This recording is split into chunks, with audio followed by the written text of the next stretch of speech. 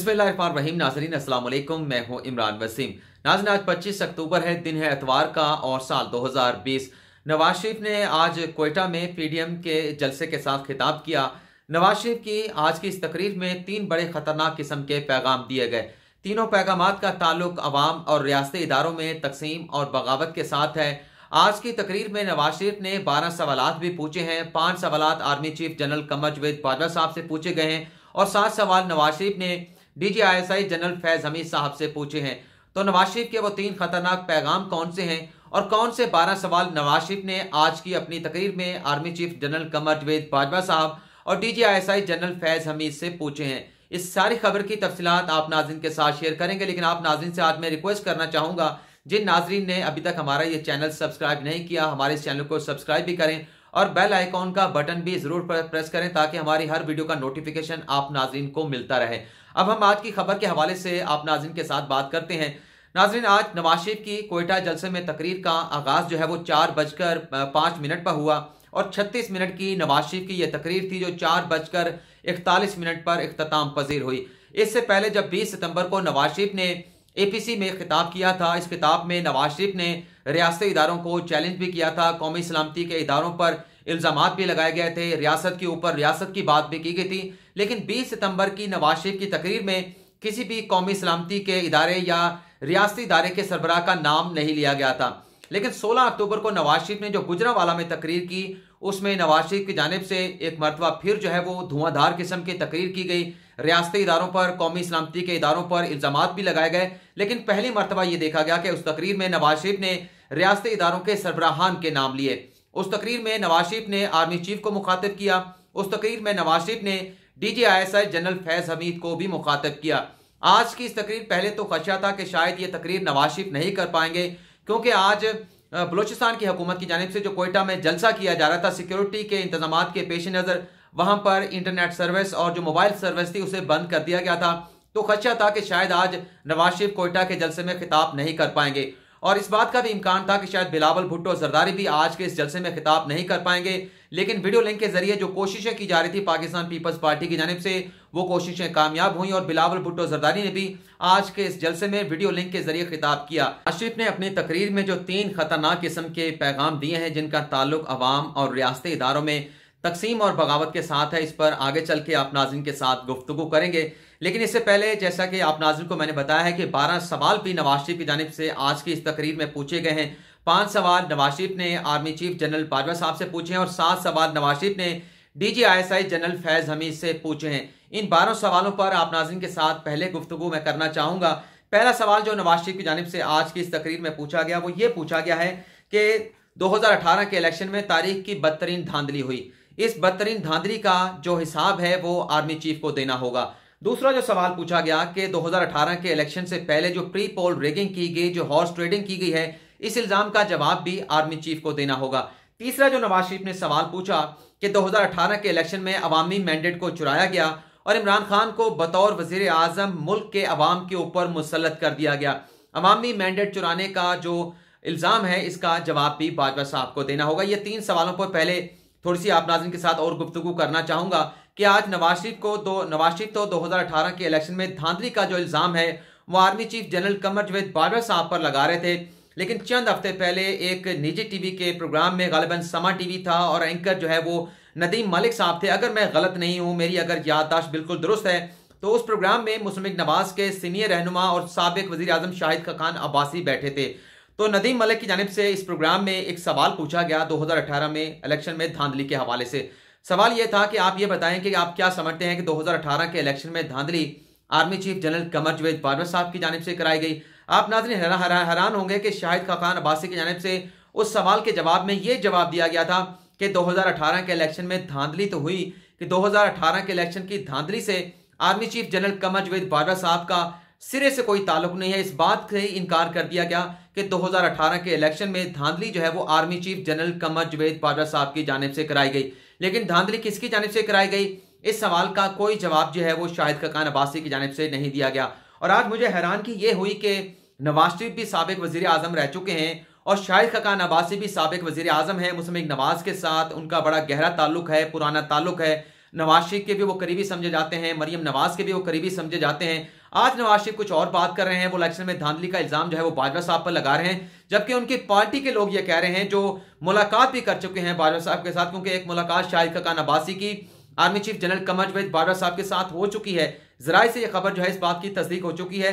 तो शाहिद खकान अब्बासी ये कहते हैं कि बाजवा साहब का धांधली से कोई ताल्लुक नहीं है। अब हकीकत क्या है, या सिर्फ एक ब्लेम गेम की जा रही है, तकरीरों के जरिए दबाव बढ़ाने की कोशिश की जा रही है, अल्लाह बेहतर जानता है। शाहिद खकान अब्बासी कुछ कहते हैं, नवाज शरीफ कुछ कहते हैं। अगले जो 2 सवाल हैं जिसमें नवाज शरीफ ये कहते हैं कि तमाम नाकामियों का जवाब देना होगा, मौजूदा हुकूमत की जो नाकामियां हैं इनका जवाब भी army chief general Qamar Javed Bajwa साहब को देना होगा।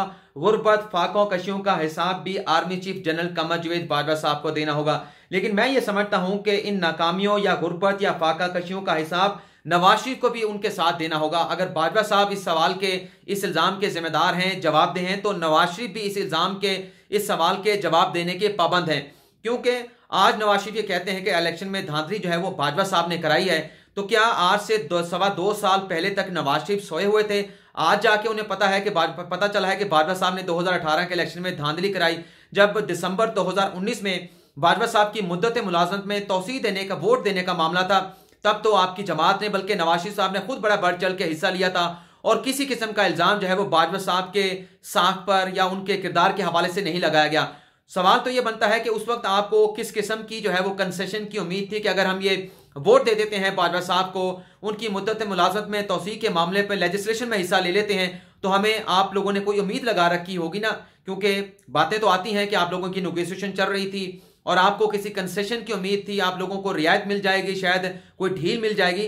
तो फिर ये भी बताएं कि उस वक्त आपने ये इल्जाम क्यों नहीं लगाया, उस पर आप लोगों की जानिब से क्यों जो है वो आर्मी चीफ जनरल बाजवा साहब को वोट दिया गया। आज तो मोहम्मद जुबैर साहब ये कहते हैं कि हमसे गलती हुई और वो अपना जाती मौक़िफ़ कहते हैं। नवाज शरीफ आज जब इल्जाम लगा रहे थे तो इस बात का इखलाकी तौर पर तकाजा भी था कि वो अवाम से माफ़ी भी मांगते, अपनी गलती के ऊपर नादम भी होते, शर्मिंदा भी होते और हाथ जोड़ कर अवाम से माफ़ी मांगते कि फिर वोट बाजवा साहब को क्यों दिया गया था। अगर वोट देने की वजह कुछ और थी, कुछ डील लेना थी या ढील लेना थी, तो फिर वो भी अवाम को बताते कि वो चीज़ हमें नहीं मिली, तो इस वजह से हमने बाजवा साहब को वोट दिया। नाकामियों के हवाले से, क्योंकि आपने बाजवा साहब की तौसीह के हवाले से लेजिस्लेशन में हिस्सा लिया है, तो अगर हुकूमत की नाकामियां हैं, गरीब फाका कशी का शिकार हुआ है, तो आज आप भी उसमें बराबर के जिम्मेदार हैं। इसका जवाब नवाज शरीफ साहब को भी देना होगा। मैं किसी पर तनकीद नहीं कर रहा, जेन्युइनली जो है मैं नवाज शरीफ के जो सवाल पूछे गए हैं उस पर मैं बात कर रहा हूं। आगे चल के जो फैज हमीद साहब से सवाल पूछे गए हैं, पहला सवाल यह पूछा गया कि हाजिर सर्विस जज पर दबाव डाला गया, और शौकत अली सिद्दीकी की वो बात कर रहे थे, क्यों ये दबाव जो है जनरल फैज हमीद की जानिब से हाजिर सर्विस जज पर डाला गया, क्यों उन्हें चीफ जस्टिस बनाने की पेशकश की गई। यहां पर भी शौकत सिद्दीकी के हवाले से बात कर रहे हैं, क्यों हमें, मतलब मुझे और मेरी बेटी को जेल में रखने की दरखास्त जो है वो जस्टिस शौकत अजीज सिद्दीकी से की गई। चौथा जो सवाल है, कौन से आपकी 2 साल की मेहनत थी जो आपकी मर्जी का बेंच ना बनने से जाया हो जानी थी। पांचवा जो सवाल पूछा गया कि क्यों आपने हल्फ की अपनी खिलाफ वर्जी की। छठा सवाल यह पूछा गया कि सियासत में जनरल फैज हमीद साहब आप ये बताएं कि आपने मुदाखलत की क्यों की। सातवां जो सवाल पूछा गया है कि फैजाबाद धरना आपके खिलाफ चार्जशीट था, तो इसी आखिरी सवाल पर मैं सवाल पूछूंगा, जब फैजाबाद धरना का मामला चल रहा था तो शाहिद खकान अब्बासी साहब का ही इंटरव्यू एक रिकॉर्ड के ऊपर मौजूद है, जिन्होंने इस बात को एक्सेप्ट किया था कि जब फैजाबाद धरने का इशू चल रहा था, हुकूमत को बहुत ज़्यादा मसाइल और मुश्किलात का सामना था, क्योंकि वहाँ पर बैठे हुए जो लोग थे वो उठने के लिए, जाने के लिए तैयार नहीं थे। तो शाहिद खकान अब्बासी साहब ने एक प्रोग्राम में बैठकर वाज़ेह तौर पर कहा था कि मैंने DGISA को बुलाकर ये जिम्मेदारी सौंपी थी कि आप इन लोगों को डिस्पर्स करें, इन लोगों को घर भेजें। तो आज आप ये बात कर रहे हैं, तो उस वक्त आपकी हुकूमत थी। अगर जनरल फैज हमीद साहब जो है वो सियासत में इन्वॉल्व थे, अपने हलफ की से रोगर्दानी कर रहे थे, तो उस वक्त आप लोगों ने एक्शन क्यों नहीं लिया। आप लोगों की हुकूमत थी, आपका अपना वज़ीर आज़म शाहिद खकान अब्बासी बैठा था, तो उस वक्त आपकी जानिब से इस मामले पर एक्शन जो है वो क्यों नहीं लिया गया। ज़ाहिर सी बात है कि जब सवालात किए जाएंगे तो सवालात के जवाब में फिर सवाल भी आएंगे।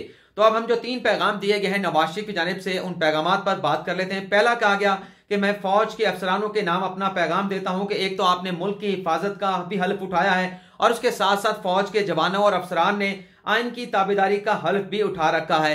नवाज शरीफ ने उनसे यह रिक्वेस्ट की कि अपने हल्फ की पासदारी करें और मुतनाज़ा मामले में, डिस्प्यूटेड मामलात में अपने आप को इन्वॉल्व ना करें। और इस पैगाम का मकसद ये था कि अगर आपको अपने हाई कमांड की जानिब से, फौज के सरबराह की जानिब से कोई ऐसा पैगाम दिया जाता है जो गैर कानूनी हो, गैर आईनी हो, तो आप लोगों ने वो पैगाम जो है वो नहीं मानना, उसके खिलाफ आप लोगों ने अलमे बगावत बुलंद करना है। दूसरा जो पैगाम दिया गया वो सिविल ब्यूरोक्रेसी को दिया गया कि जिस तरह से सिंध हुकूमत की जानिब से इस्तीफे दे दिए गए, कराची में जो वाकया पेश आया, जो आईजे के साथ कैप्टन सफदर को गिरफ्तार किया गया, तो उसमें यह कहा गया नवाज शरीफ की जानिब से अब जमाना बदल गया है, आइन को तोड़ना, कानून को तोड़ना और फिर बच निकलना इतना आसान नहीं है। मैं सिंध हुकूमत को सैल्यूट करता हूं, अगर आप लोगों के साथ भी ऐसा सलूक हो तो आप बाकी जो ब्यूरोक्रेसी है उसे भी इसी किस्म के रद्द-ए-अमल का इजहार करना चाहिए। तीसरा जो पैगाम वो नवाज शरीफ की जानिब से अवाम को दिया गया, जिसमें यह कहा गया कि पाक फौज को आपने इज्जत देनी है, पाक फौज की आपने इज्जत करनी है, लेकिन जब आइन की बालादस्ती का सवाल आएगा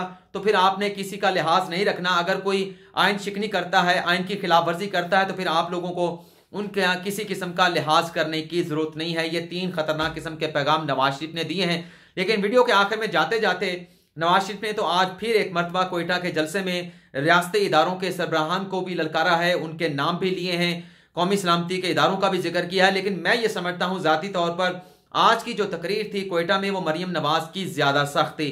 मरियम नवाज ने आज की अपनी तकरीर में इमरान खान को टारगेट नहीं किया, वफाकी हुकूमत को टारगेट नहीं किया, पंजाब हुकूमत को टारगेट नहीं किया। आज उन्होंने नाम लिए बगैर जो बातें कही हैं मरियम नवाज ने, उनके अल्फाज का चुनाव भी सख्त था, उनके जुमलों की अदायगियां भी सख्त थी और उनकी जो बॉडी लैंग्वेज थी वो भी काफ़ी ज़्यादा जारहाना दिखाई दे रही थी।